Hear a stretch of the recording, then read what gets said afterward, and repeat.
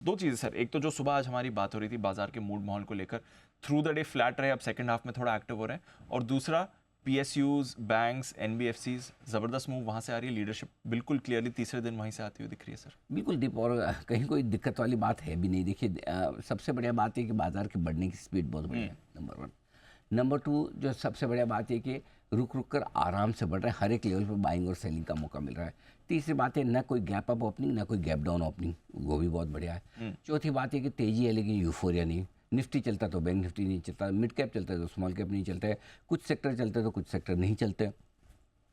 और ऐसा भी नहीं कि सारे के सारे शेयर दौड़ लगा रहे हों किसी एक सेक्टर के, सारे के सारे शेयर घट रहे हों। सो कुल मिलाकर स्टॉक स्पेसिफिक एक्शन है, पार्टिसिपेशन पूरा है, हर एक लेवल पर लोगों को खरीदने और बेचने का मौका मिल रहा है। 26,000 का लेवल बड़ा है तो उसकी पूरी इज्जत की जा रही। देखो सुबह से लगता हर वक्त है कभी भी 26 हो जाएगा, लेकिन होता नहीं है ना। तो डर भी है, इज्जत भी है ना, जाना भी है लेकिन रुकना भी है। सो और क्या चाहिए, लाइफ हाई पे आपको यूफोरिया नहीं चाहिए ना। ये मार्केट है जो कहीं यूफोरिया नहीं बता रहा। अच्छी बात देखो, और एक और बताता हूँ, 3 IPO आज लिस्ट हुए। जो खराब लिस्ट हुआ वो 35 गुना भरा था। अब अगर यूफोरिया है तो 35 गुना भरने वाले आईपीओ में तो अनाप शनाप लिस्टिंग होनी चाहिए, लेकिन लिस्टिंग अच्छा। दूसरी बात, 113 और 117 गुना भरने वाले 2 आईपीओ, आर्केड और नॉर्दर्न आर्क, नॉर्थ ईस्ट नहीं नॉर्दर्न आर्क करके है।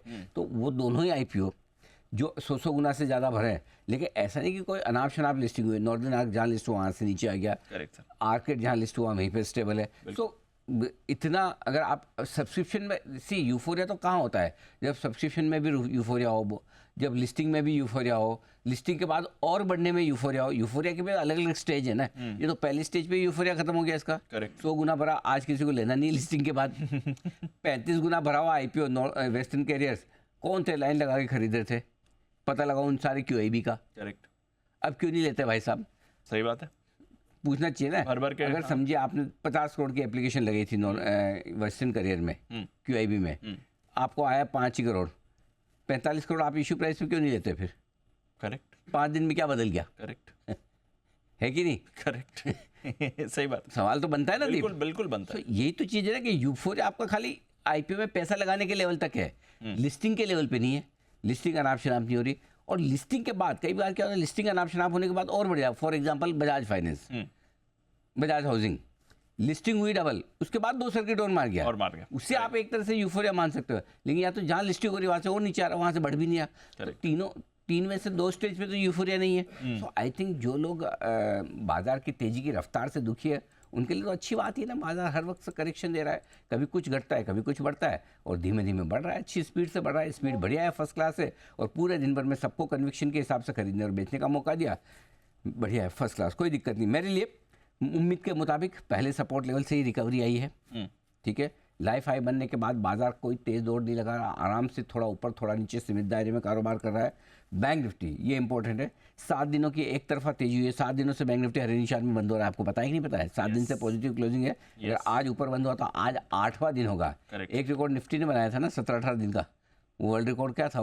14 दिन का था कि ज़्यादा था? 14 दिन का वर्ल्ड रिकॉर्ड बनाया है, ठीक है।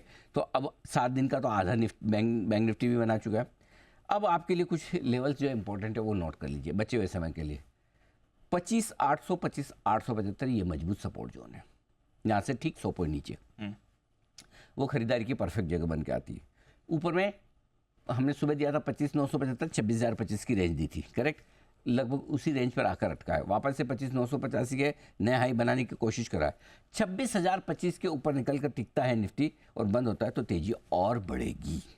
बैंक निफ्टी 53,800, 53,950 अब बैंक निफ्टी के लिए मजबूत सपोर्ट का काम करेगा, और ऊपर में 54,250 को पार करके टिके तो मजबूती फिर और बढ़ेगी और ख़रीदारी और बढ़ेगी। तब 54,500 और 55,000 के 2 बड़े टारगेट है, उसके आसपास कहीं जाकर बैंक निफ्टी रुकता दिखेगा। और निफ्टी के अगले बड़े टारगेट 26,200, 26,250 के निकल कर आते हैं, जहाँ कहीं जाकर थोड़ा रुकता हुआ नजर आएगा। अब आइए, मेटल मजबूत है, माइनिंग मजबूत है। आपको याद होगा जब ये खबर थी कि रेट कट हो रहा है, रेट कट के बाद से हमने कहा कि अब मेटल शेयरों में अच्छी तेज़ी का रुझान बनेगा, राइट। क्योंकि ग्लोबली, और दूसरा ये चाइना ने जो किया है RRR कट करने का, दोनों ही चीज़ें बहुत बढ़िया है। तो मुझे लगता है मेटल और माइनिंग शेयरों में तेज़ी अभी और बढ़ेगी। पावर, ऑयल एंड गैस और पीएसयू, जिसमें ज़्यादातर पावर शेयर है इन तीनों स्पेस में। नॉन पावर भी है, नॉन पावर जैसे अदानी पावर टाइप का हो गया। ये सारे स्टॉक्स, सीएससी हो गया, ये सब मजबूत है। पावर स्टॉक्स मजबूत है। ऑयल एंड गैस आप देख लीजिए, एचपीपी, आईओसी, ओएनजीसी, चारों मजबूत है। करेक्ट। ठीक है। पीएसयू शेयरों में बाकी आपको खरीदारी के बढ़िया मौके दिख रहे हैं। लगातार तीसरा दिन है, ये मजबूत है। और हम लगातार 3 दिन, एग्जैक्टली हमने फ्राइडे से कहा कि अब ये खरीदने का वक्त आ गया, और तीनों दिन पॉजिटिव क्लोजिंग अभी तक पीएसयू स्टॉक्स दे रहे हैं। और क्या चाहिए। अब आज के लिए क्लोजिंग में, उससे पहले एक बार बता दूँ, मिड और स्मॉल कैप शेयरों में अब भी आपके लिए खरीदारी के मौके हैं। आप तेजी वहाँ पर अब भी कर सकते हैं।